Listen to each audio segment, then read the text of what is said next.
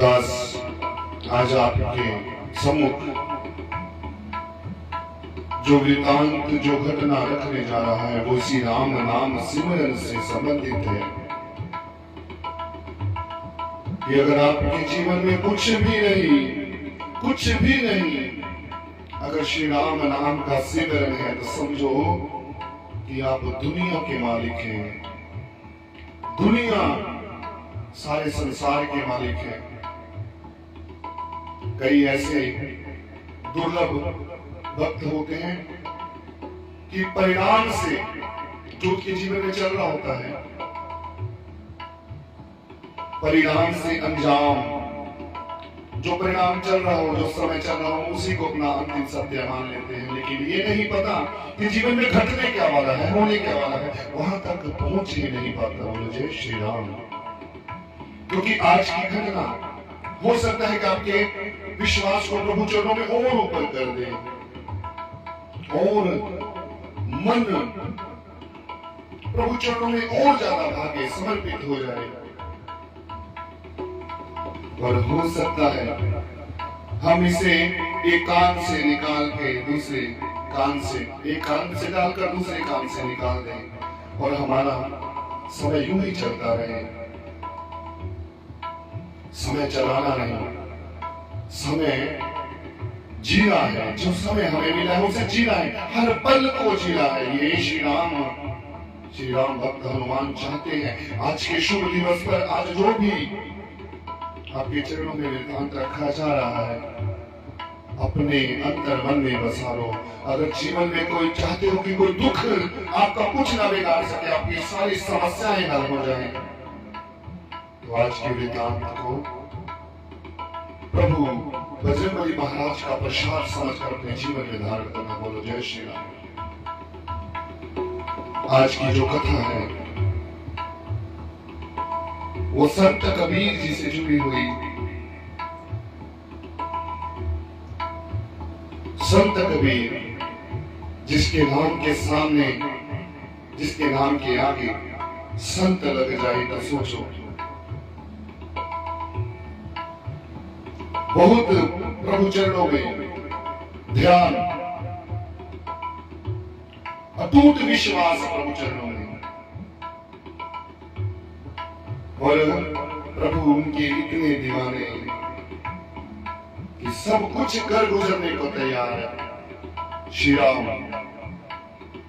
कई बार बात भी आती है ना, खुद ही को कर बुलंद इतना कि हर तकदीर से पहले खुदा तुझसे खुद पूछे कि बता तेरी रजा क्या है।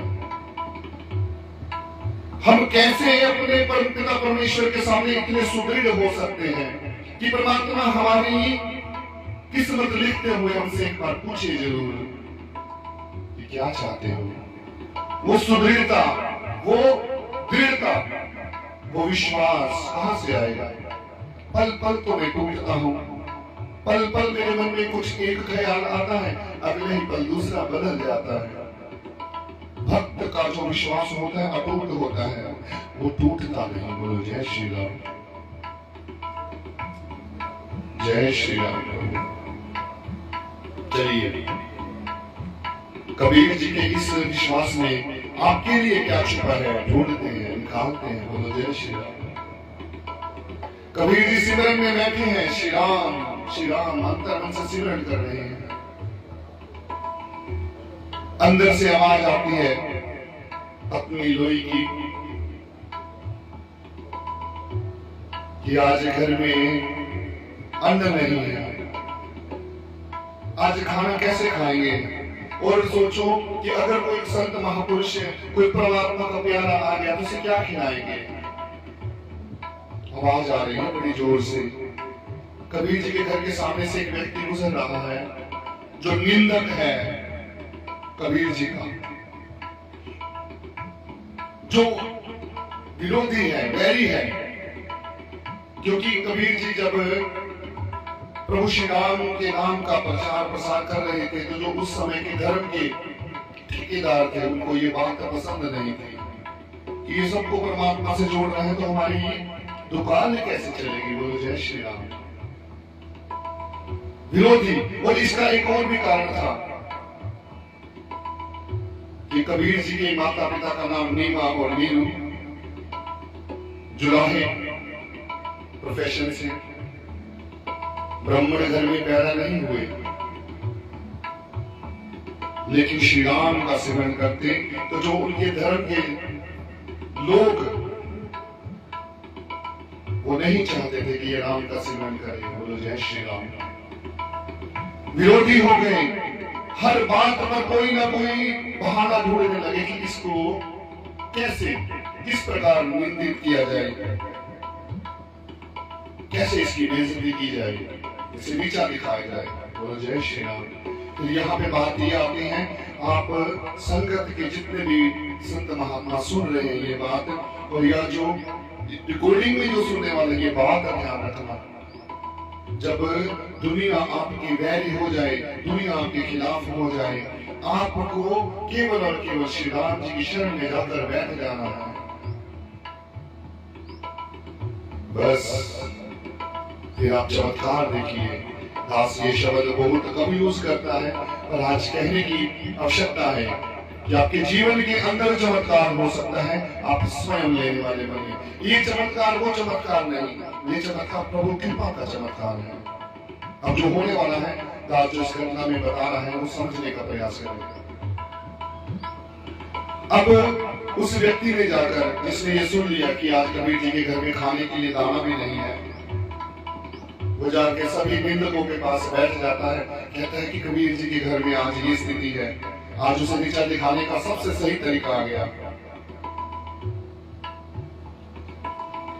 उस व्यक्ति ने सारे गांव में ढिंढोरा पिटवा दिया कि आज कबीर जी सुंदर सुंदर पकवानों से सबकी सेवा करने वाले हैं, दान पुण्य करने वाले हैं, आज सभी उनके घर में भोजन के लिए एकत्रित हो, बोलो जय श्री राम।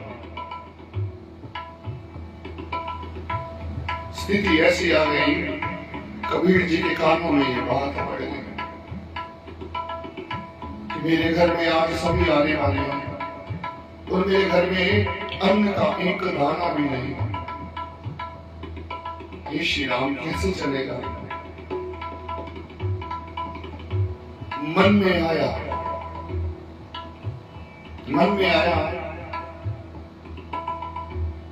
कि चलो जंगल में चले जाते हैं, कोई आएगा पीछे से आकर चला जाएगा और ज्यादा से ज्यादा गालियां देगा, निंदा करेगा, चलो कोई बात नहीं, प्रभु आपकी कृपा से ये भी मंजूर है, ये निंदा भी आपकी होगी, चुगली भी आपकी होगी। प्रभु बहुत दयालु, श्री राम का भक्त है तू, तुझे इतना ख्याल होना चाहिए। जाके जंगल में बैठ गए, अपनी पत्नी को लेकर सिमरन में बैठ गए, राम जी के आगे करुणा से सिमरन करने लगे, लगातार सिमरन करते रहे, सिमरन करते रहे। राम श्री राम, श्री राम, जय राम। आप समझते हैं कि राम केवल शब्द है, ये इंस्ट्रूमेंट है जो आपके मन की तार, आपके मन के अंदर जो वीणा, संगीत में इस कंठ को वीणा कहा गया है। वीणा जो एक इंस्ट्रूमेंट है, तो जब आप अपने कंठ से एकाग्र होकर, एक मन एक चित्त होकर राम जब बोलते हो, तो प्रकृति में संदेश जाता है। प्रकृति राम जी तक ये संदेश पहुंचाती है कि आपका एक बच्चा सिमरन करना है, आपका श्री राम राम कर रहे हैं सिमरन, लगातार सिमरन चल रहा है। मन में सिर्फ एक ही बात है, प्रभु वहां पे ही है, बस वहां जो हो रहा है आप जानने वाले हैं, आपको ही करना है, मुझे नहीं पता, बस लाज रखना। यही भाव लेकर सिमरन की अवस्था में बैठ गए हैं। होता क्या है, थोड़ी देर में उसी जंगल से कुछ लोग गुजर रहे हैं। जय हो कबीरदास की, जय हो कबीरदास की, जय हो कबीरदास की। कानों में ये वचन पड़े, आवाज पड़ी, ये बोले मैं तो यहां बैठा हूं, ये मेरी जय जयकार किस लिए कर रहे हैं, क्या कारण है? बोलते हैं, जोर जोर से बोल रहे, आपस में बातें कर रहे हैं। कबीर जी की कानों में आवाज पड़ी, कबीर जैसा दानी कोई नहीं हो सकता। खाना खिलाया, भर पेट खाना खिलाया, सोने के चांदी के थालों में खाना खिलाया, और कहते हैं जाओ बर्तन भी ले जाओ। बोलते हैं श्री राम, हे मेरे प्रभु श्री राम, काश हम भी आपकी इस भावना को समझ आए कि आप हमें कितना प्यार करते हैं। हम समझ ही नहीं पाते, हम केवल अपनी ही दुनिया में व्यस्त हैं। कोई बहाना ढूंढते हैं हम आप पर कोई ना कोई तोहमत लगाने की। मैं तो करता हूँ, आप ही नहीं कर रहे। मैं तो सिमरन भी करता हूँ, आप ही मेरा कोई काम नहीं कर रहे। ये भूल जाते हैं कि हमारे मन में कितने तरकश भरे पड़े हैं। खाली तो है नहीं मन, मन भरा पड़ा है। मन कहता है कि ये काम होगा तो मेरे श्री राम है, ये काम कर दे तो श्री राम है। कैसे हो सकता है? आपके कहने ना कहने से, चाहने ना चाहने से क्या श्री राम की महिमा, श्री राम का अस्तित्व कम हो जाएगा या खत्म हो जाएगा क्या? वही कहावत है, चाहे सेब छुरी पर गिरे या छुरी सेब पर गिरे, कटना किसे पड़ता है? आम सेब को ही। उसी प्रकार हम इनको माने ना माने, हमें इनकी शरण लेनी ही होगी। अब नहीं लेंगे तो जब अंतिम श्वास होंगे तब तरसेंगे, तड़पेंगे कि प्रभु अब अपनी शरण में ले लो राम। कैसे पॉसिबल हुआ? असंभव। अब पछताएं क्या होता है जब चिड़िया चुगे खेत, जब आपको समय मिला, जब आपको आवाज दी जा रही थी आओ मेरे सजनों रल मिले। कैसे गीत खुशी दे डालिए। खुशी के गीत क्या? जब राम राम का सिमरन होता है, जहाँ राम नाम की बात होती है वो खुशी के गीत होते हैं, वो खुशी होती है। आत्मा कितनी प्रसन्न होती है ये जानता ही नहीं था। अब कान में आवाज पड़ती है कि कबीर जैसा दानी महापुरुष इस धरती पर है ही नहीं। कबीर जी हैरान है, मैंने कुछ किया नहीं, धरा नहीं और मुझे ये बड़ाई मिल रही है। जाकर देखते हैं, चुप कर घर के सामने पेड़ के पीछे छुप जाते हैं, देखते हैं क्या हो रहा है घर पे। देखा राम जी कबीर के रूप में लंगर बांट रहे हैं सबको। दुनिया भीड़ लगाकर खड़ी है। कबीर जी की आंखें नम हो गई है, शरीर सुन्न हो गया। हे राम, अपने भगत की आप पैज रखे। पैज में भी होते लाज रखना, इज्जत। अपने भगत की खुद रखता है ये लाज। रोने लगे, शर्मिंदा हो गए कि मैंने आपकी करनी पर शक किया, मैंने आपके वजूद पर शक किया। प्रभु बख्श देना मुझे।